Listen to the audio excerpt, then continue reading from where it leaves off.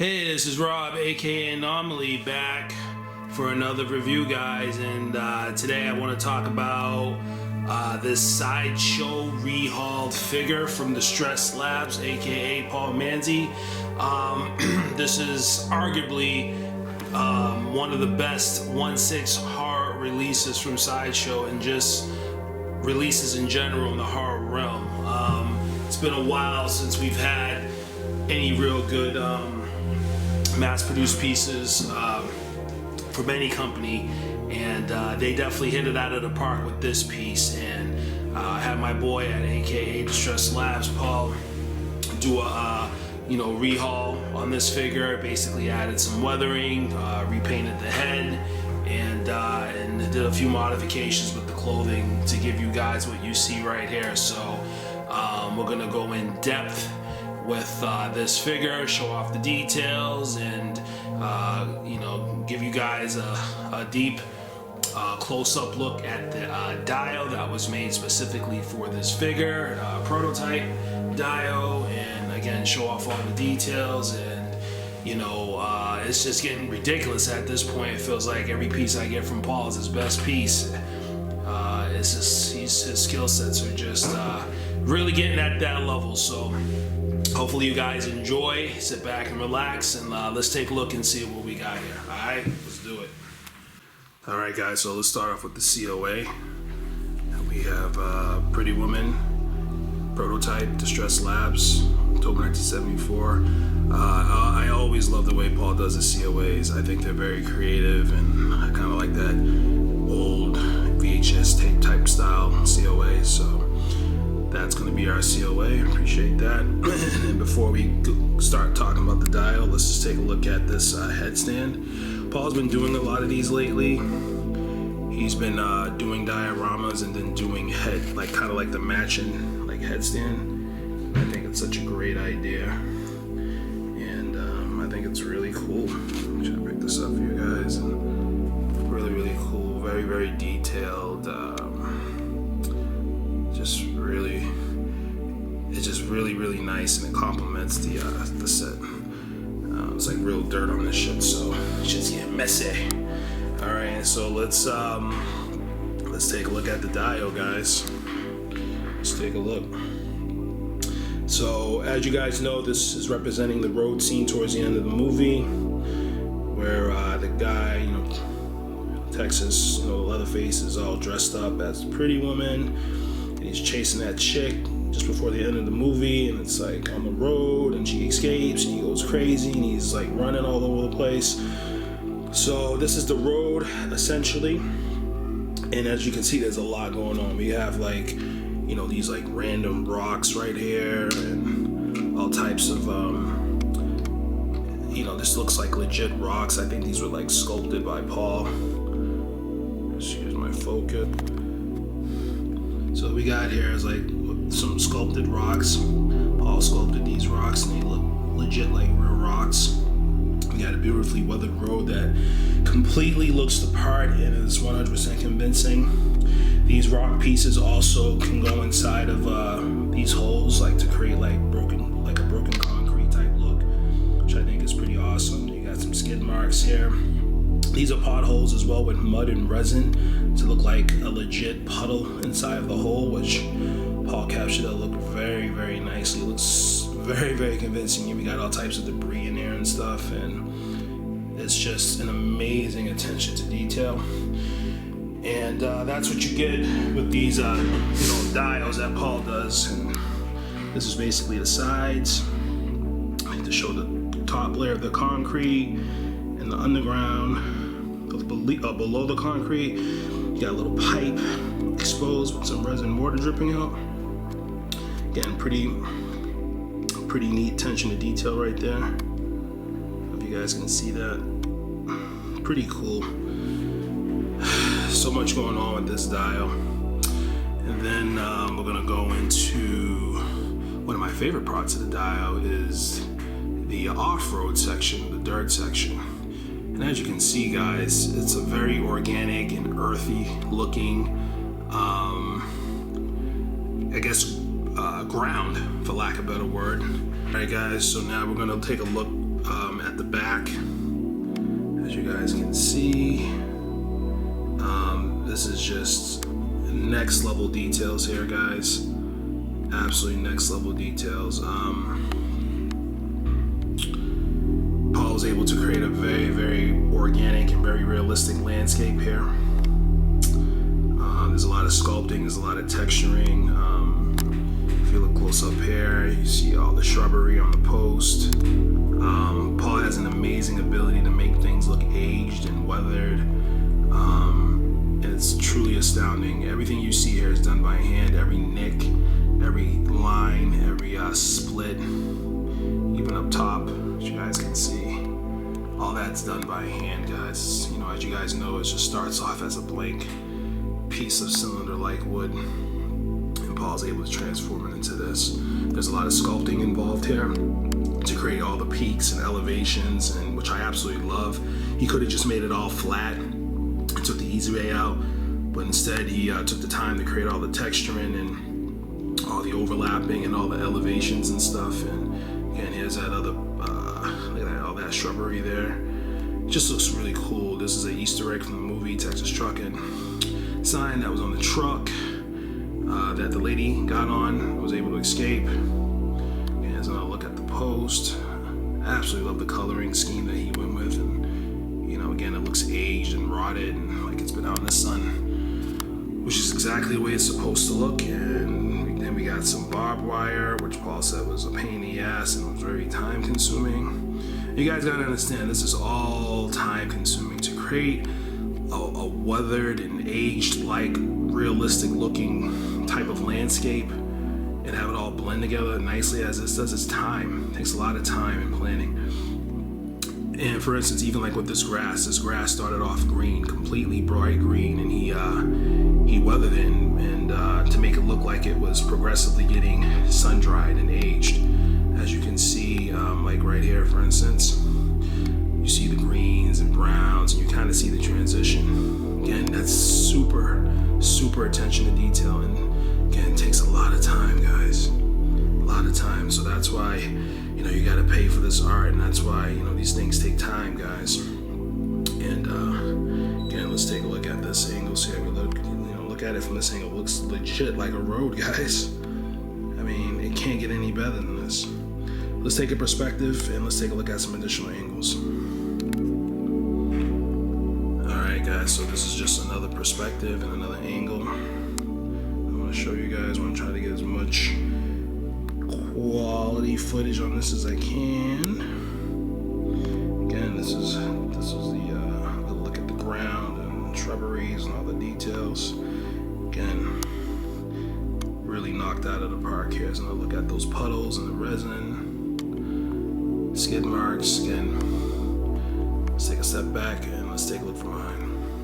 So here we look from behind, guys, and obviously, as you guys can see, this is what Paul deemed a 360-degree weathering application. You know, some jobs may only require weathering from the front or from certain angles where, you know, it's going to be viewed, but this is a full landscape diorama, so it requires full 360 weathering. And again, it's tedious and it's time consuming, and especially to make it all come together and blend and look like something realistic and not just look like a bunch of things placed on the platform.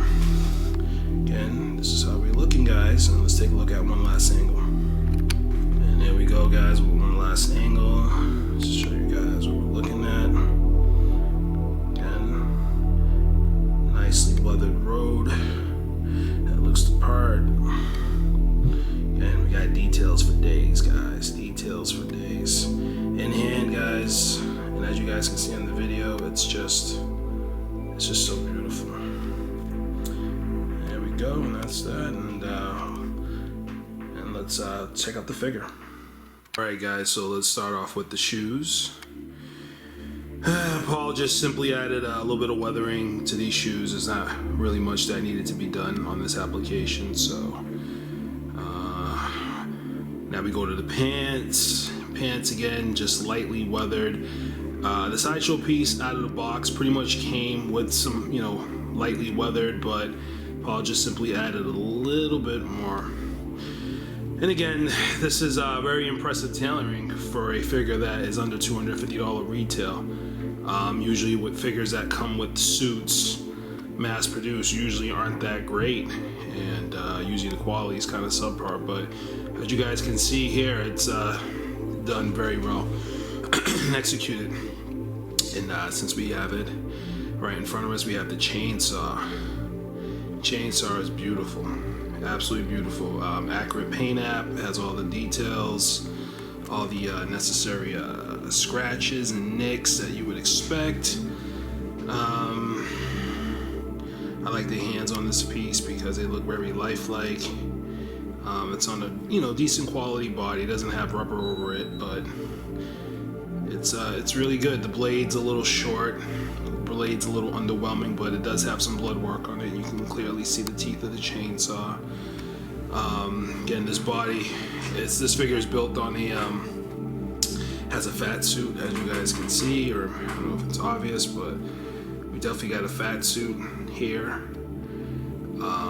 Accurate tie, even though it's a tad longer than it should be, and Paul did some modifications to the tie to make it stay in place.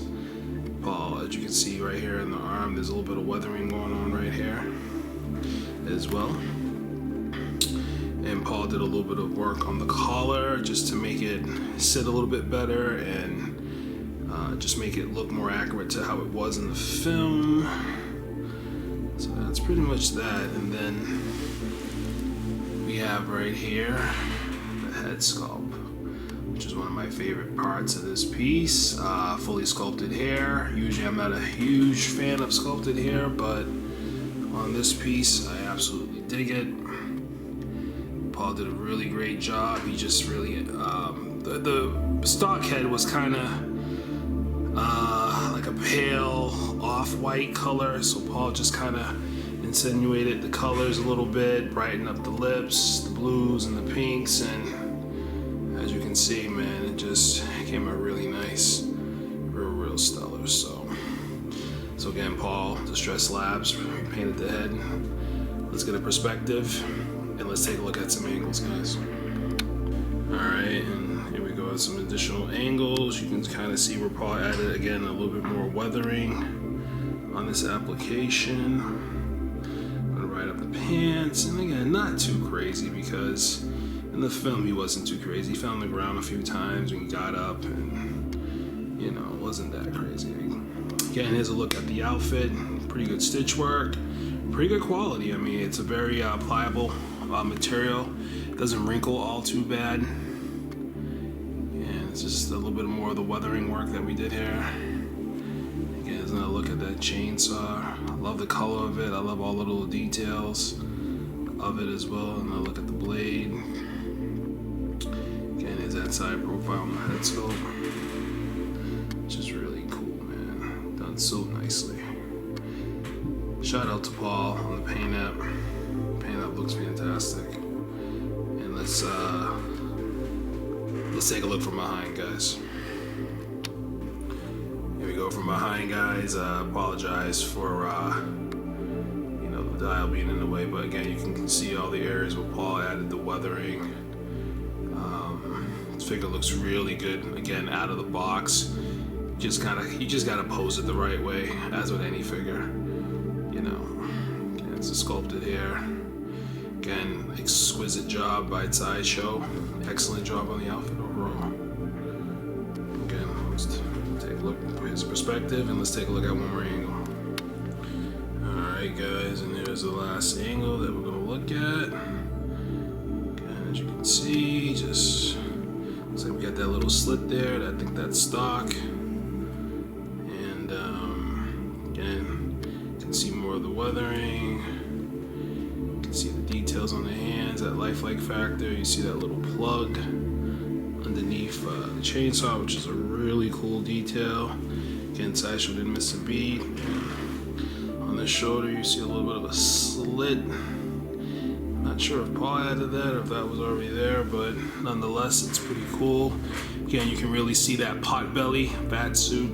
You can actually squish it. It's like plush, like a pillow. again, just very nice. Got the and let's now look at that head sculpt right here. Again, another beautiful job. You can see the undermats, you can see the chin hairs, and it's just, you know, Sideshow knocked it out of the park, and Paul as well. Let's take a look back and let's wrap up this review, guys.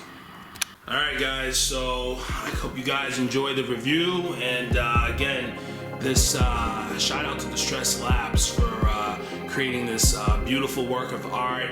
Paul put a lot of time into this prototype piece, and it's much appreciated. And again, shout out to Sideshow for making this figure. It's a really, really good figure. Again, out of the box, just needs a little bit of TLC, and hopefully this gives us a glimpse of the future of Sideshow horror, and you know, we can get some more releases that are on this level, because, you know, I mean, I'm always going to be a custom figure collector, but, you know, if a piece is good, it's good. And the Pretty Woman is a very abstract piece, and it's just not something that you see all that often, so I definitely had to hop on this, because getting this figure, unfortunately, in the custom world is pretty much impossible, as they're so limited. So again, hope you guys enjoyed the video. Like, hit, comment, subscribe, all that good stuff, and I'm going to be showing off a lot more of Paul's beautiful work. Stay tuned for Candyman. Once I get that, Paul also did a dial for me for that, and I'm probably going to end up doing a dial showcase video at some point, because I have quite a few Paul dials, and I really want to be able to show them off, and I'm waiting for other projects to finish up. So, all right, guys, I'll holler at you guys. I'm out. Peace.